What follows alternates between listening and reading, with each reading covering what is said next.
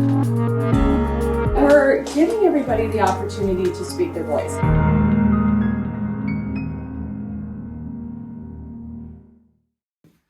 Hey everyone, welcome back to part 2. So I hope you've taken some time to play with what we did in part 1, working on our L at the wall, which was engaging our thighs, engaging our belly, pushing away from the floor.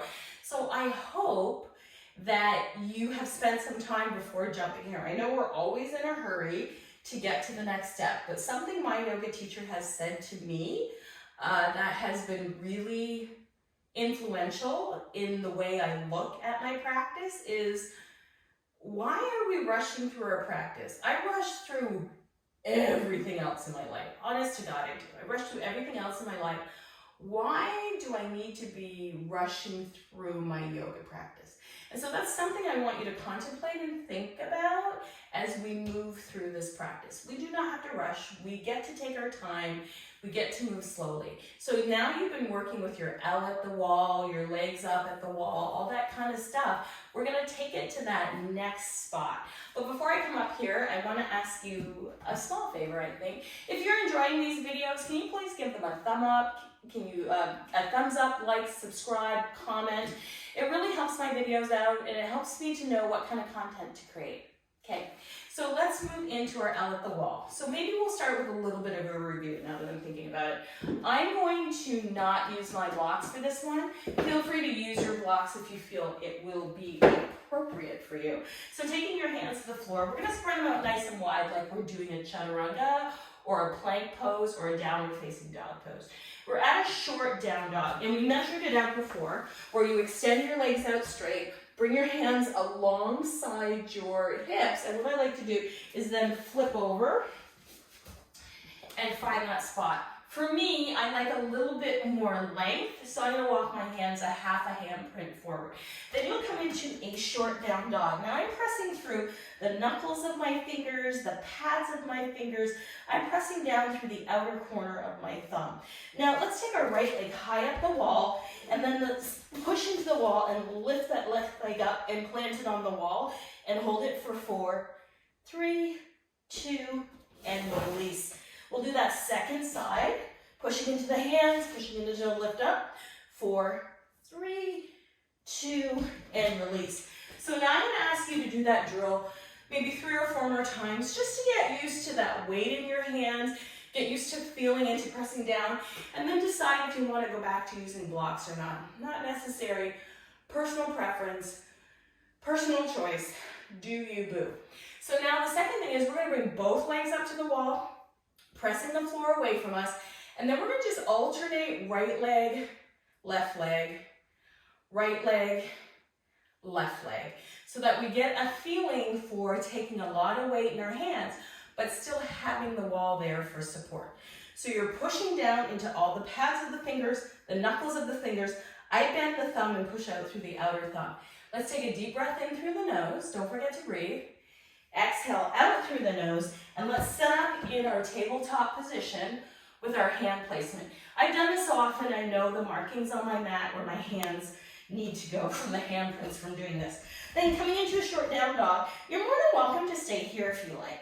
If you want to try, you can step your right foot up and then your left. What we're going to do is lift alternate legs. So what I'm really trying to do is not take my leg past my hips, because I have a very flexible low back. So let's just alternate pushing through the legs, pushing through the arms. Let's do another 4, 3, 2, and 1. Beautiful. So that's your next drill, okay? Is alternating your legs away. Once you're able to do maybe 10 or 15 of those, maybe it's time to move on to the next drill, which is a little bit more complicated. What we're going to do is we're going to tap our toe down and lift our leg straight up. So it's important to try, and it's hard to tell when you're videoing yourself until you go back and look at the video, of course. Make sure that you're trying not to take your leg past your hip or past the back of your pelvis. Let's try to keep it in line with your pelvis. Are you ready? So let's come into a downward facing dog, short at the wall, and then we're gonna step into an L at the wall. So this is our journey into handstand, if you will. Pressing back, heels up. We're gonna step up right and then left, and here's the drill. Left leg up, and then we're gonna scoop it down, touch the toes to the floor, come up, scoop it down, touch the toe to the floor, come up, and you'll notice I'm bending the supporting leg. One more, and down. So that is also gonna give you the feeling for like kind of swinging and kicking up. So on the second side, you're gonna do that both sides.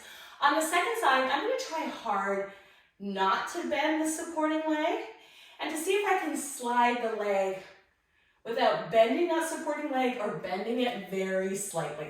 So what does that mean I'm gonna do? I'm gonna pull my femur, thigh bone up into the socket of my hip.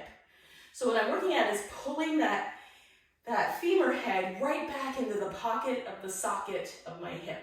So if I do it standing, so I can just give you a visual, I'm gonna root down through the right foot, and then I'm gonna pull this up. See what I'm doing? So I'm pulling that femur head up into the socket. I'll do it on the other side. So rooting down through the left leg, lift, so I'm pulling up. And I can feel my glutes and my low back working, pulling up. So what we're using is our groin muscles to pull it up, right? Pull it up. It's kind of the same action as if you're doing a roll up, if you're lying on your back and rolling all the way up. You feel your legs drag back because that's your psoas muscle pulling the leg back up. So it's the same kind of action. We're lifting and we're lifting. So I'm going to try to do the second side without bending my knee, but bringing my femur head back into my socket and see if I can find stability in my core. So let's go ahead and come back onto hands and knees. Spread the fingertips out nice and wide. Okay, come back into my short downward facing dog. This time I'll step my left foot up and then my right. And then we're gonna try lifting the right leg up to not, see how I did that? To keep the leg straight. The only time I bend is when the toe taps the floor. Straight, one more. Oof, and straight. Ooh, that one was tough. So give that a try. That is our next lesson or our next drill on the path or the road to handstand. So next thing we'll be doing is kicking up. So I want you to work on this for the next few weeks. Get strong into your hands, get strong into your core.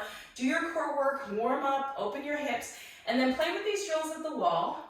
And then we'll come up to kicking up, which is very exciting. Okay, I'll see you in the next video.